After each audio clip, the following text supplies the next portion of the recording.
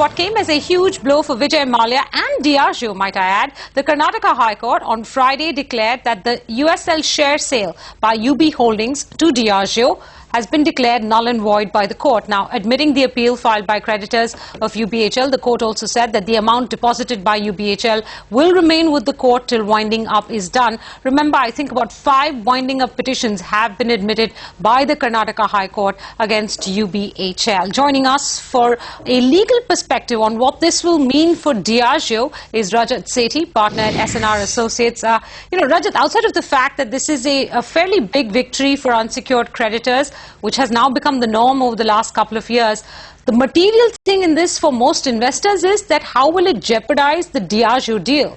Because Diageo has made no bones about the fact that it wants control. What are your views on where it places Diageo? Yes, Menika, I think Diageo before this order had about just over 25% of the shares in USL. So the extent of the shareholding which is impacted by this judgment seems to be around 7%. So even if obviously there will be appeals to the Supreme Court and one will wait and see what happens in the Supreme Court.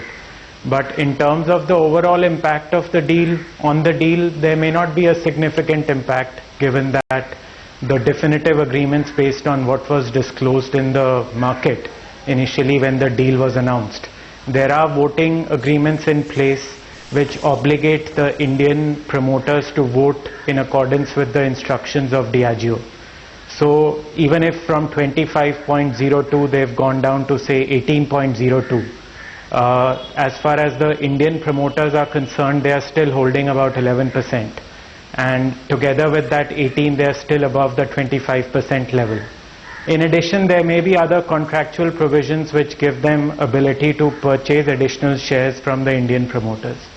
But obviously that will depend on what the exact terms of the definitive agreements are. So in terms of the overall impact, it may be negligible on the deal itself. It's not that the deal is going to be invalidated, but obviously it gives everyone something to think about. Rajat, hi, good afternoon. In that case, will there have to be a new weight which has to be found to compensate these unsecured creditors? Yes, obviously for them it's a victory, and in terms of how they get redressed, obviously it gives them much superior negotiating leverage to get paid back what they are owed.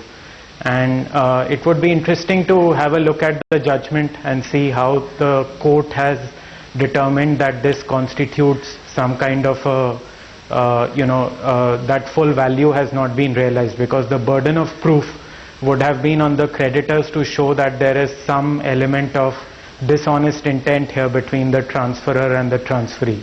So it's a high burden of proof, and one would wait and see how that burden has been discharged and how the court has been satisfied in this case.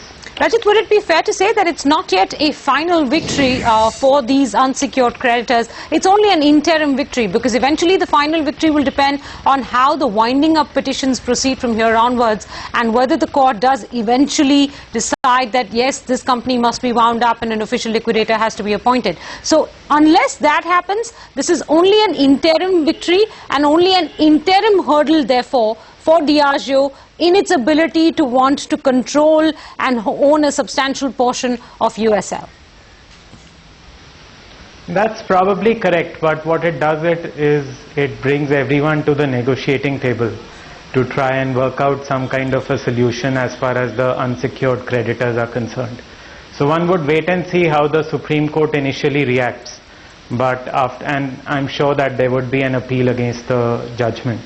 But it does, subject to that, obviously it does bring. But Rajat, for a moment, hypothetically, if the Supreme Court in fact maintains that this sale of shares is null and void, hypothetically, okay, what then, or what kind of situation does it then put Diageo in? And will it then force Mallya, as Anuj asked you, to find another way to discharge his dues or his group's dues towards these unsecured creditors, so that this share sale is not disturbed in any fashion? Yes, certainly it puts there's no doubt about the fact that the unsecured creditors have obtained a victory here, and it would be up to Mr. Mallya to determine how their dues are discharged. But as far as Diageo is concerned, it's certainly a hurdle in their ongoing efforts to consolidate their shareholding. But it does not seem to be an insurmountable hurdle at this point of time. And legally, would Diageo be also at some point required to, pitch in for these unsecured creditors? I mean, has there been a precedent for something like that? I'm not sure whether they would be formally required to pitch in, but obviously it's shares that they are interested in, and they would like to make sure that the burden is discharged to prove that it was a bona fide transaction for valuable consideration. And I'm sure that they would put in their resources to ensure that that is the conclusion which is ultimately reached by the court. If there is a settlement discussion with the unsecured creditors, then it's certainly something which Diageo would be interested in, determining how that progresses. Rajat, Diageo has already started participating on the board of USL and in the management of USL. Now, that is predicated on their desire for control, the open offer, and their current shareholding, which is somewhere north of 25-26%. If you lose 7%, as Diageo seems to be in the position to do so, and come down to, let's say, about 19%, can somebody challenge Diageo's involvement in USL and the path that it's drawn out for USL from here onwards? Because they are doing a lot of brand rationalization in USL, and in fact, they're also trying to sell some White and McKay assets to comply with competition requirements elsewhere in the world. So can this, there are so many factors at play. Can somebody challenge Diageo's participation in USL? So as a matter of company law, obviously they still remain the single largest shareholder. The Indian promoters are still holding about an 11% interest. And together, even with the the reduced shareholding of Diageo, they would still hold about 18 or 19%. As a company law matter, the remaining shares are widely dispersed. Obviously, among the public shareholders, if there are any significant shareholders who would like to assert their rights in this type of a situation, that obviously can happen, and one would wait and see how that plays out. But I would not think that there would be any immediate threats to Diageo's control over USL, together with the Indian promoters.